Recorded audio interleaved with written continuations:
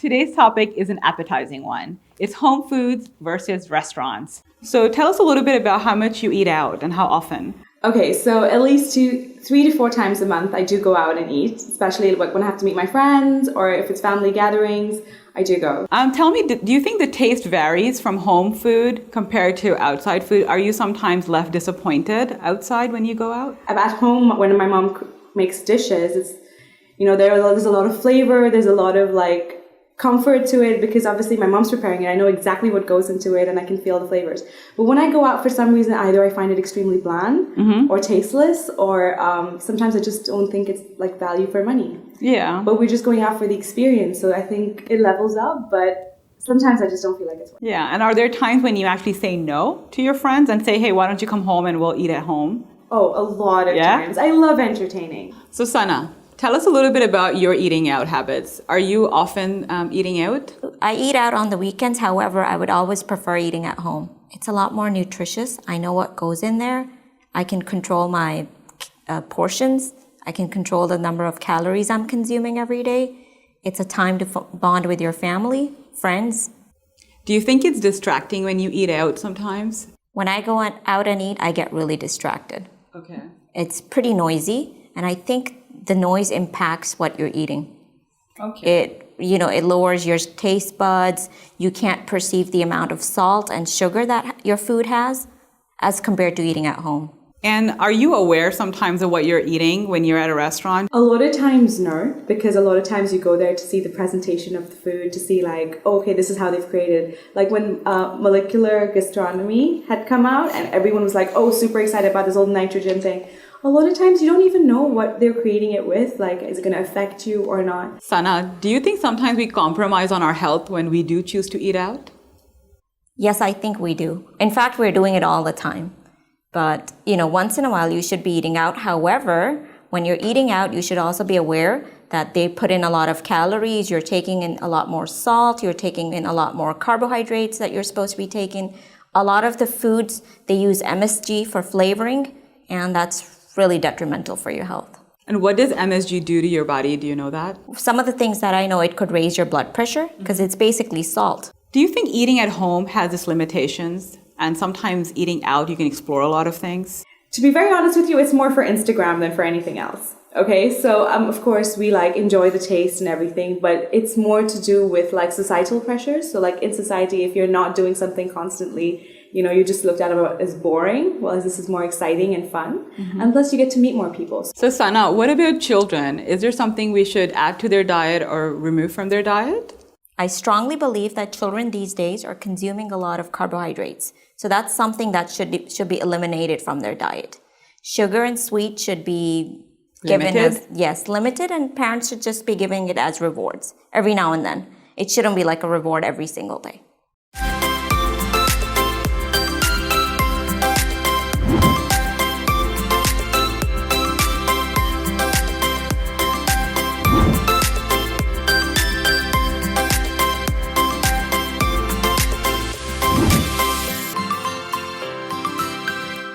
So Anupa, tell us a little bit about your connection to food.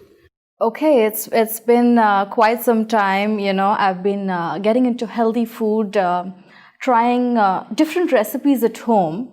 And this year I started off my blog, which is basically allergy-free recipes. Okay. Yeah, we've got raw, vegan, gluten-free and paleo-friendly recipes in my blog. When you introduce healthy food when the children are really small, they don't complain. Tell us a little bit about what you do. I know you're a passionate foodie and you do eat out often. So I'm a food and travel writer, and I've been doing it for about 7 to 8 years now. And rightly said, I'm a passionate foodie. I love traveling as well. You had said there's a difference between eating out and actually choosing a place to eat out. Dubai is a busy place. People work late hours, you get stuck in traffic, and most often you just want to pick up something on the go. So I think that eating out needs to be a bit more looked into, and I really wouldn't call those people foodies as such. As a food blogger, do you have a lot of access to the kitchen? Do you know what's going on behind To be honest, no, I do not have. So I'm really relying on, what the restaurant stands for, its ethos. Dubai has absolutely strict rules and regulations. They're very, very stringent, Food levels or the safety levels are up to a certain standards. So Anupa, back to you. You had mentioned paleo diet and different kinds of. Tell us a little bit about those and because to a layman and to me specifically, I have no idea what they are. So Okay, paleo is basically the caveman's diet. caveman's diet. Yes, Okay. what they used to eat in those days were no grains, zero grains. They relied on meat, they relied on veggies, fruits, nuts, berries. These are the basics. How does your budgeting work? There's a trend right now for superfood, but the key factor is your portion. You can't do more than half a cup of quinoa a day. You can't do more than 2 teaspoons of chia seeds a day. It just goes beyond what your body can take. It's very exciting for me to keep looking at new food products, Delna, now tell us a little bit about the budgeting factor when it comes to eating out. My friends and I actually think about it like that. So we're like, okay, this month, let's do high-end restaurant. And then we keep it sort of, hole in the wall or mid-range restaurants. Because you want to try everything, I know. But then you also have these celebrity chefs and you want to check those out as well. But you can't do them every week. Right. Dubai is an expensive place. Social media has really changed the way people go out to eat. Or do you find sometimes yourself pressure to take pictures of the food? I think I'm not an annoying photographer in that sense. I think. But we have to ask my family and friends. But I think my friends also, I think they enjoy it because I'm like, okay guys, time for a top shot. Everyone put their hands and then you take that. Post the picture, you're tagging them and they're like, oh, it's a cool picture. So I think the fun element in it as well. So Delna, top 3 places that every foodie in Dubai should try, according to you. All right, so these are my all-time favorites, yeah. So number 1 is Tom and Serge. They've got the best breakfast eggs in town, and I think that's a must-try for everyone. The second would be Miss Lily's. I absolutely love the vibe. It's got a very nice Jamaican Caribbean vibe. Oh, nice. And as soon as you enter this place, you totally forget, that you're in Dubai. So the food's great, the drinks are great. It's amazing. And the third one is Spice Club in Mankul. It's a vegetarian place, but I think they focus on molecular gastronomy, so the food is presented very nicely. So your top 3 tips for anyone who's going to do home cooking. Okay, for home cooking, tip number 1, I would say the most important, fresh ingredients. Because that's the key thing which enhances the entire recipe. Number 2, tried and tested recipes. Don't go around experimenting with something crazy, especially when you're getting like 10 guests over. It's going to be a doom big time. So do something which is classic, which is simple, and it's going to work. And number 3 is don't overwhelm yourself, Don't because at the end of the day, you have to cook with love. It really doesn't matter, that you're going to have an extravagant recipe. No. Keep it simple and they'll have a wonderful experience. देखें, आप बस online जाएं, website का नाम लिखें, brand के सारे products आ जाएंगे, and then आप अपना फेवरेट प्रोडक्ट क्लिक करें, add to cart, proceed to checkout, अपनी सारी डिटेल्स फिल करें, and done. सीखने की कोई उम्र नहीं होती. Mahmood 500 Rise, bringing families together since 1979. What motivates you to go out and eat? It can't just be an Instagram picture. No, certainly not. Actually, I am a foodie. I love to taste all kind of food.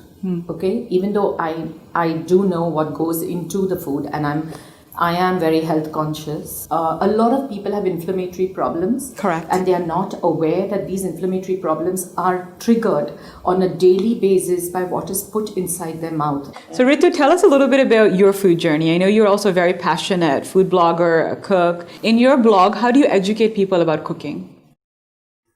In my blog, I think my steps are quite easy, and I use not more than 5-6 ingredients. So the recipe procedure is very quite simple and easy. So the blog name itself is fuss free. Keep it simple, keep it fuss free. So this will tempt you to cook food in your home, because the people are avoiding cooking food. It takes lengthy process, collecting lots of ingredients, and then they switch to like a quick quick fix, yeah. So either order food from outside or just go outside and eat and finish.